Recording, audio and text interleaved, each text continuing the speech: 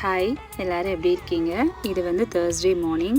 பாப்பாவுக்கு இன்றைக்கி school lunch box வந்து லெமன் ரைஸ் தான் பண்ணி கொடுத்துருந்தேன்.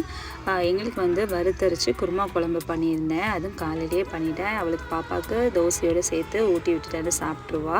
இந்த குருமா குழம்பு வந்து வறுத்தரைச்சி பண்ணுறது தோசை, சப்பாத்தி, ரைஸ் எல்லாத்துக்குமே சூப்பராக இருக்கும். அப்போ அதுக்கு வந்து சைட் டிஷ் வந்து காய் வந்து எல்லாமே போட்டு தான் குருமா குழம்பு வச்சுருந்தேன். ஸோ அதனால் வடை பண்ணிடலான்னு சொல்லிட்டு உளுந்த வடை தான் பண்ணியிருந்தேன். அப்புறம் அது வேணுங்கப்போ ஸ்நாக்காகவும் சாப்பிட்டுக்கலாம் அப்படின்னு சொல்லிட்டு பாப்பா ஸ்கூலுக்கு போயாச்சு. பாப்பாவுக்கு அடுத்து நெக்ஸ்ட்டு 3 days லீவு. இங்கே லோக்கல் ஹாலிடே ஃப்ரைடே, ஸோ அதனால் லீவு. அதனால் இன்றைக்கி தான் லாஸ்ட் டே.